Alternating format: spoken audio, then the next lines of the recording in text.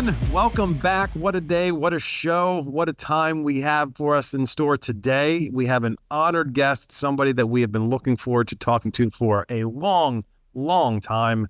I am here with my esteemed colleague, Chief Editor of Water Online, Mr. Kevin Westerling. Kevin, man, what a day we have planned. What a guest we have here today. Can't wait. Yes, I'm super excited. Thanks for having me, Travis, as usual. Another episode of In the Flow, and today we'll be covering the lead and copper rule revisions. And, that's an exciting topic. I mean, that's on everybody's mind right now. Sure is. And we couldn't literally have a better person to cover with us than our guest today, Lauren Wasserstrom, National Practice Leader for Lead and Copper Rule Compliance at Jacobs. So, I mean, she's the one who handles all of this for Jacobs, one of the top engineering firms in all of the world. So let's get right into it, Lauren, shall we?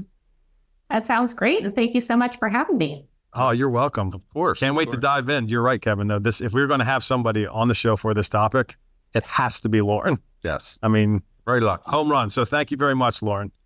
So appreciate it. Looking forward to the discussion, and let me know what questions you have. There's a lot to unpack here. There is.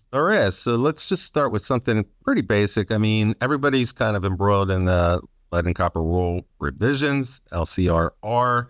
And then recently they talked about LCRI, the lead and copper rule improvements. And there may be some people who aren't quite clear on what's the difference. What do I need to do now versus what do I need to do later? So could you just give a brief overview of those two proposals? One's a rule, one's a proposal, and what we're looking at as far as what's required and what the deadlines are. That's a really great question. And honestly, we could spend our entire time and more on just this particular topic. So I'm going to try to hone in on those key aspects and specific to the requirements and timeline as we know it right now. So in case there are some folks that aren't as in tune with the requirements, EPA published the proposed lead and copper rule improvements, or the LCRI, in December of 2023. So this proposed rule, it builds upon the lead and copper rule revisions, or LCRR, and with the addition of new requirements and extended compliance deadlines for some of the LCRR requirements. So it's a mouthful there. Ultimately, that's a lot. That is a lot already. Yes. And I promise I'm going to answer your question and circle back. But there is nothing easy about this rule. It is really complex. But utilities love, don't they?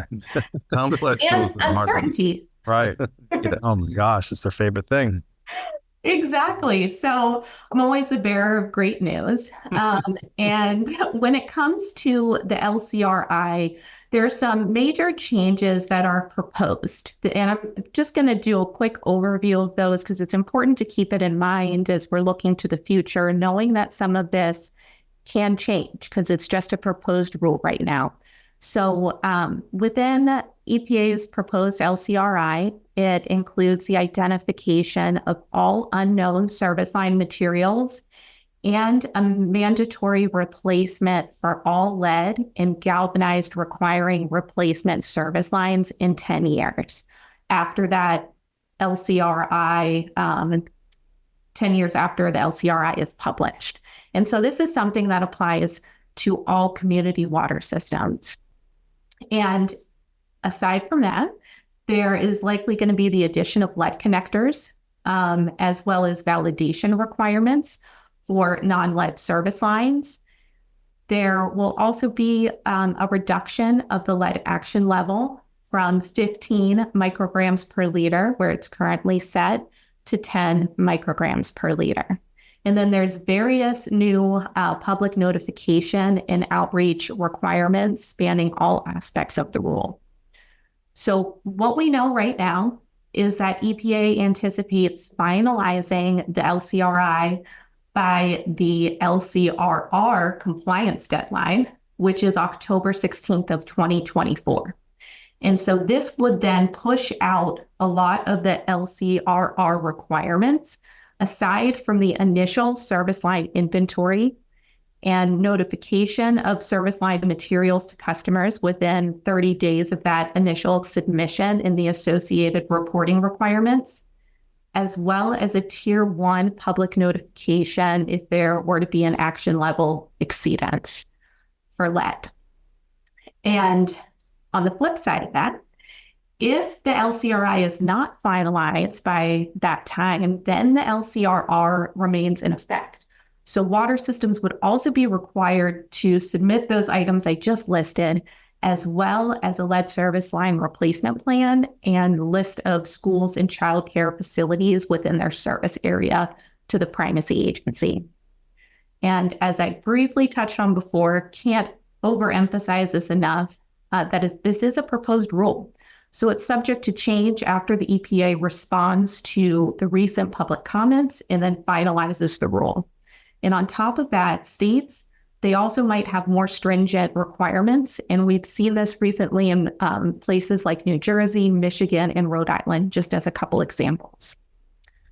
So New Jersey's always causing problems. I say that as it's my home state. But, yeah, but that's interesting. I did not know that, the might be states coming out with even more stringent regulations than what's being proposed. But so that is interesting. But I do want to focus on the date that you threw out there. So LCRR deadline, as you mentioned, is 2 weeks before Halloween. That's how everybody's going to remember it. October 16th, 2024. It's right around the pike. So we're about 7 months out, maybe a little bit less. So would you say that most water systems are well prepared at this point? And if there's a majority of them that might not be, why do you think that is? So where are we as an industry? Well, from my perspective, I would say it's very much a mixed bag. Okay. So we have many water systems that have been proactively working to address the LCRR. And then there are other systems that are still trying to wrap their heads around the requirements.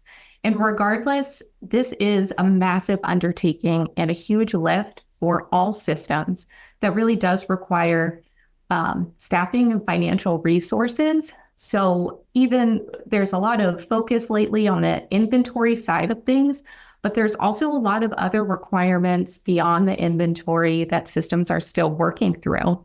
And then coupled with the ever-changing regulatory landscape, both at the federal and state levels, it's a lot for systems to grapple with. So it's ultimately a really challenging landscape. And I think every water system has their specific circumstances and hurdles that they're working to overcome. I imagine that also coincides with the size of the municipality. Larger municipalities may have more resources. Others, it may be 2 people in a building, right, in one well. It's hard to guess, but I would imagine that the smaller ones are the ones just trying to figure out how we're going to even grapple with this, because it is a widespread problem. You're absolutely right about that. It really is, the smaller systems that tend to have a lot more resource constraints and staffing limitations that need the most help. But I would say all systems, they have their own unique, challenges because there's such substantial changes in this rule and a lot of, uncertainty right now. Yeah, and it runs the gamut. I mean, I've actually heard from some readers with some questions around this, and even trying to help them out and find answers for them. It's tough to track down some of these answers.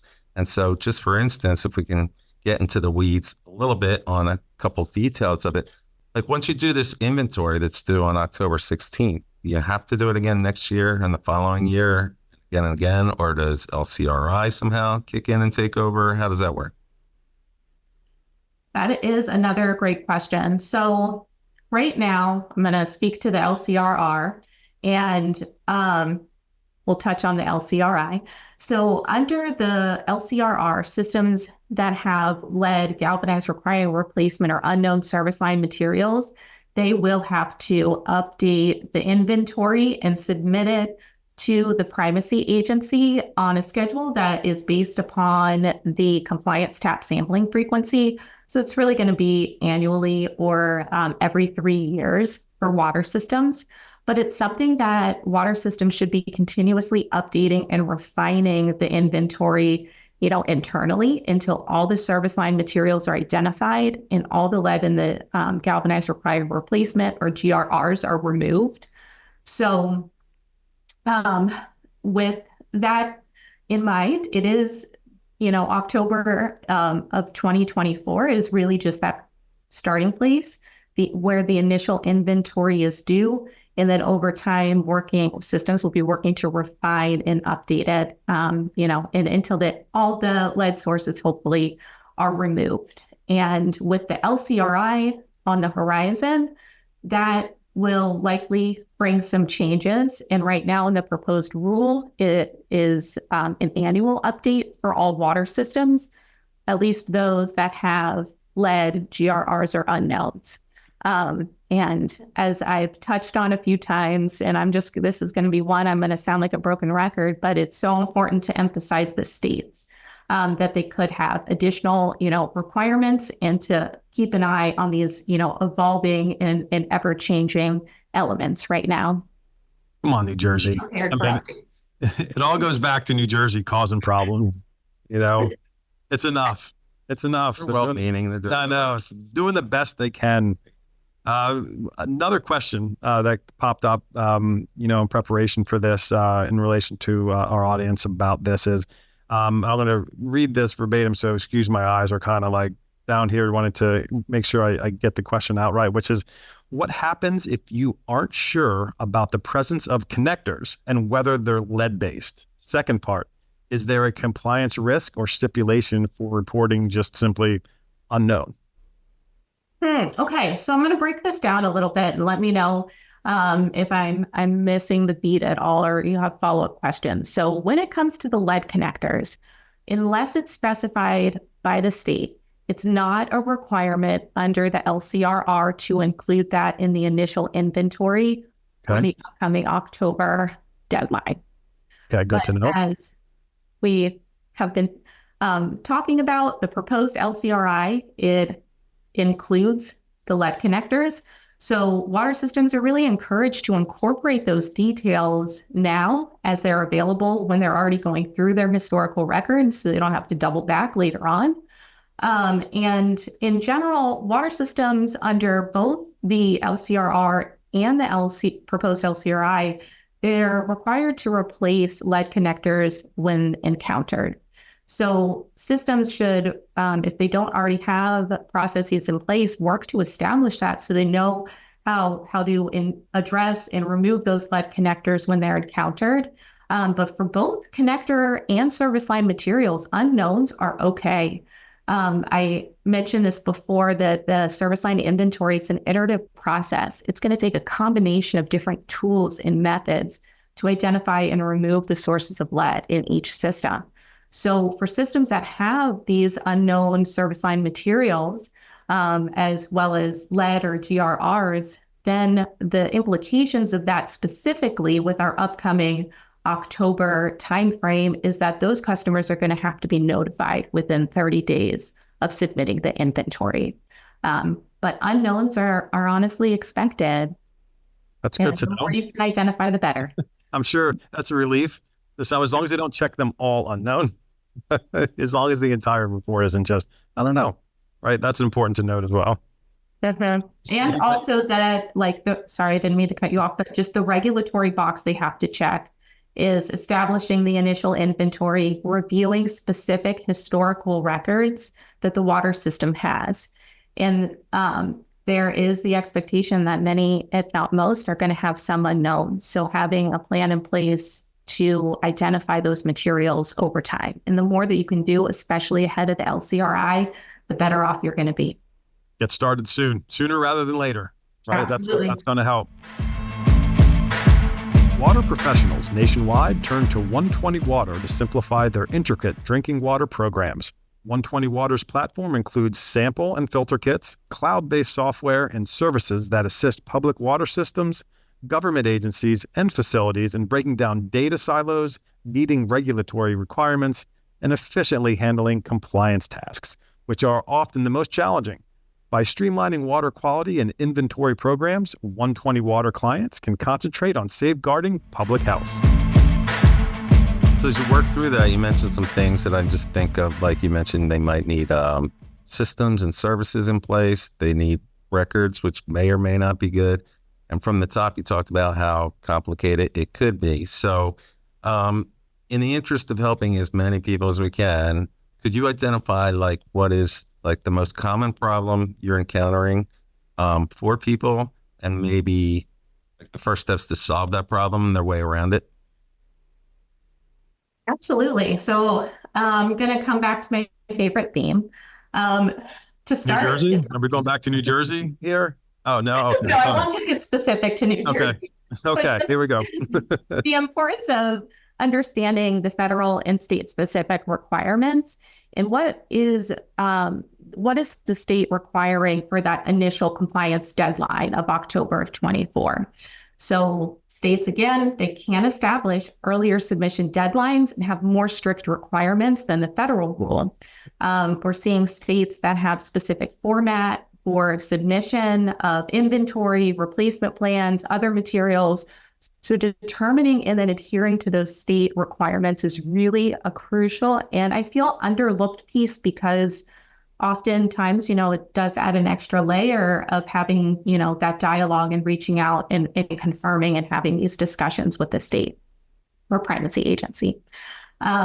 So always important to, even if the state does have information online, that there's a lot of gray area that we're dealing with right now, not just with the inventory, with funding availability and eligibility and other components of the rule.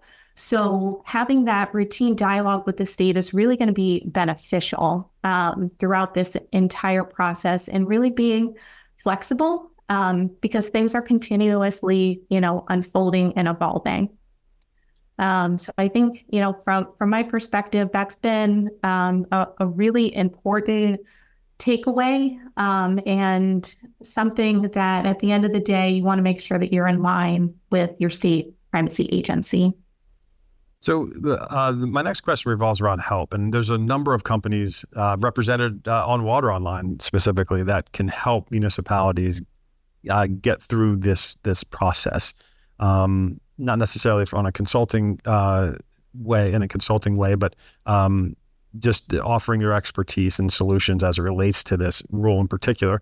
But I want to expand upon that. So what other help is available to ensure compliance? Whether it's through federal, let's throw my pen.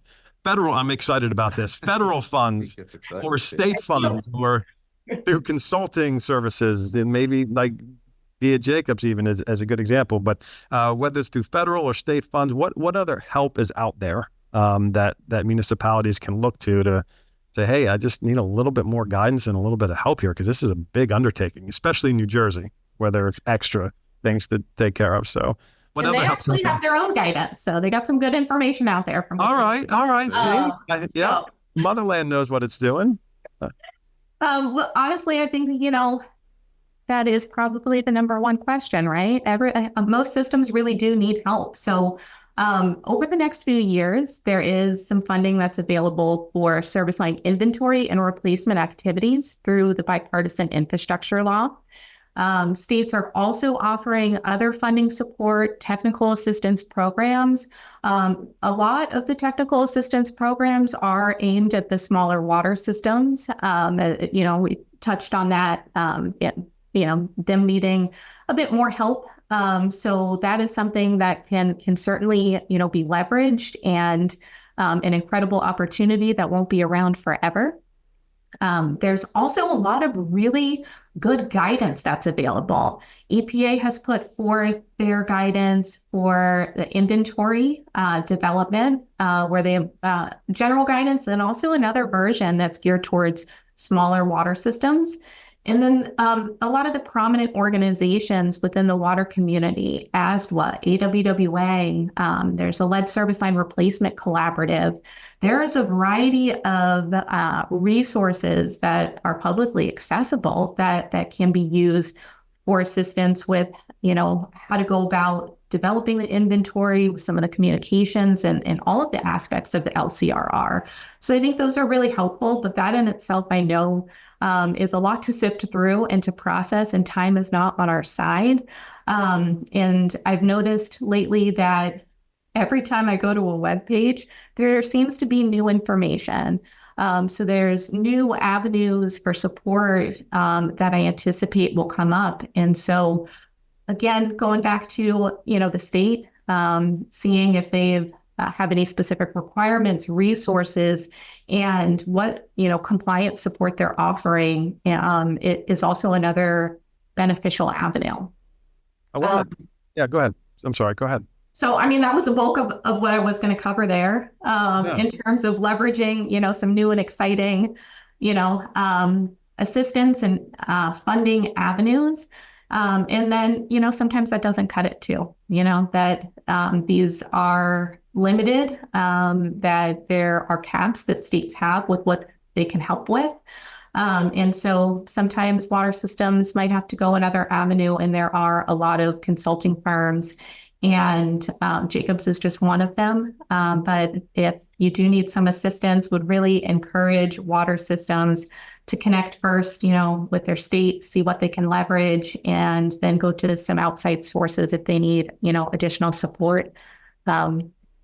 So it's a big lift and a lot to unpack, and I hope I was able to at least provide some general recommendations, knowing that new opportunities are coming up all the time.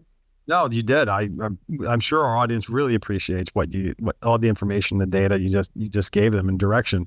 I do want to ask one more question that's a little bit more specific, a lot about what you just talked about, and I usually ask this when we're talking about a complicated, wide-reaching topic.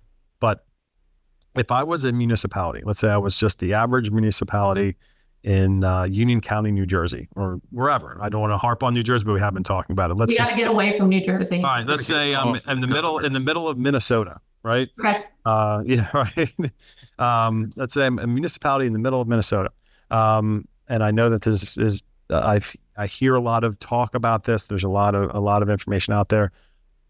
What would be my first step to make it as simplistic as possible? What would be my first step if I'm starting down this path?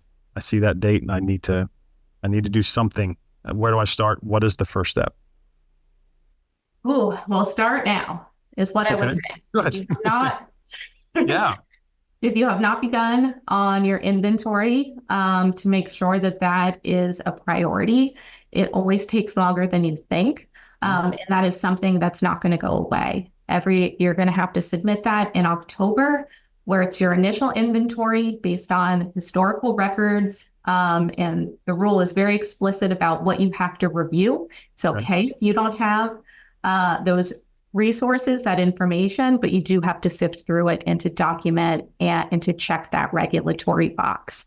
So that's really the foundation of all of these new requirements, is the inventory, knowing where your sources of lead are, and then working to remove those sources over time. So inventory is really that foundation. Make sure that you have your initial inventory established in line with any state-specific requirements. And then from there, start chipping away and working through the various other aspects of the LCRR. While things could get deferred, we also aren't going to quite know until we get there. And because of the big lift, the more that you can do and work through, the better off that you're going to be. Inventory. That's the word of the day. Get your inventory done. And start all about, right? So like doing your homework on a Friday night, like get it done. Because Monday's coming. And in this case, October 16th is coming. It's right down the pike. So that is the first thing. But why we have you, and you are the LCR compliance expert, and we know that the goal for AWWA stated, some other water organizations, is to get the lead pipes out eventually. I think LCRI is going to try to do. So, but there is some complication with the fact that they're on private property, right? The homeowner's property. And so what does that entail? Like, what complications come up because of that? There was news just the other day about tax implications. Tax news, right? About whether it's tax deductible or anything. Can you clarify that? Because it's way above my head. I will certainly try.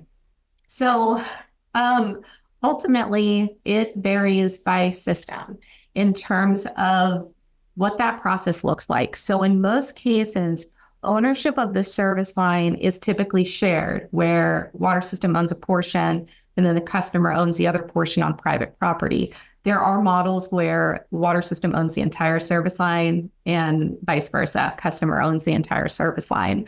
And so that's really important for your overall replacement strategy. And when it comes to the financial side of things, that there is not a, unfortunately, there's not a one size fits all. It's going to be specific, to each water system, in terms of how to best leverage different funding streams to remove the sources of lead, but also the customer engagement piece, regardless of what the ownership looks like, is so crucial, especially if you do need access to, a customer building their property to do, the full replacement. So there is a lot that even beyond what's required, that being proactive and doing more, especially with the customer engagement and getting that education and information out to your community, is really imperative so they understand what's going on and working to have their buy-in and the community support, because it really is this shared responsibility.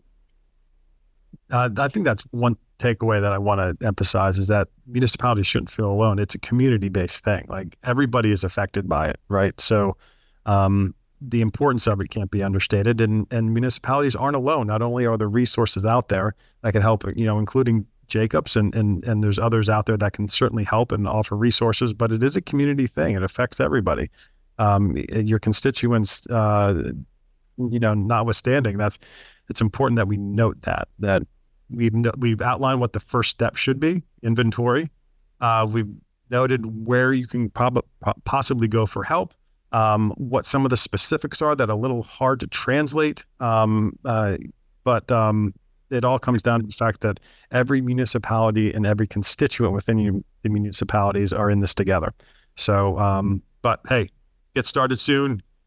October 16th is right around the corner, because you have to do that and plan for who you're going to be for Halloween, and then you got Thanksgiving, and then onward and onward. So it's coming before you know it. So, Travis, one more for me, please. Yeah, absolutely. You, Lauren, what's the deal with copper? I mean, it's the lead and copper rule. Don't hear anything about Nobody talks about the copper. That's a good point, Kevin. Like, is it the good guy or the bad? Like, what are we talking about here?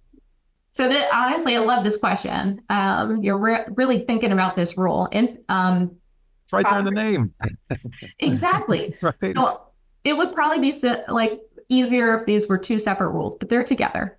It is about lead and copper, and it's still, I think it's one of those topics that lead is just dominating right now, and we're laser focused. But as more of the lead comes out and more copper goes in, I think there will be a little bit more of a shift to copper. So it's still part of the rule, but there were not really major changes in the requirements from our current lead and copper rule that was established in 1991. So testing is still there. Copper is still important. Right. It's just a little bit less complicated than lead. Got it. Okay. I mean, it seems like bugging me. copper's just sort of standing there like, what am I even doing here? Yes. Nobody talks about me at all. Good question, though. I like it. Really good. I love that. Lauren, I want to take a moment, just really thank you for being with us today. I see this almost as an opportunity for us to continue the conversation at a later point, just because there's just so much to talk about. Perhaps as we get closer to October 16th, that maybe if you wouldn't mind, we could have you back and you could sort of update us on where we are and the fact that we're that much closer to the deadline. I'm sure it would be beneficial to our listeners and to our audience. But I wanted to thank you for spending the time here with us today. Very educational, and we really do appreciate it. Well, thank you. Likewise, I so appreciate this opportunity. And it's really important for us to share information. So I would be happy to come back. And if you want a different perspective, we can get others involved as well.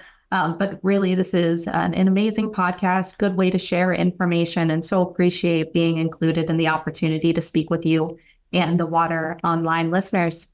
No, I think we'd want you back. Yeah, I think we'd want you back. So Well, I'm honored. the pleasure was all ours. And to all of our listeners and our viewers out there, thank you for spending your time here with us. And we appreciate it. And we cannot wait to see you later. And we will catch up with you next time on the Water Online Show.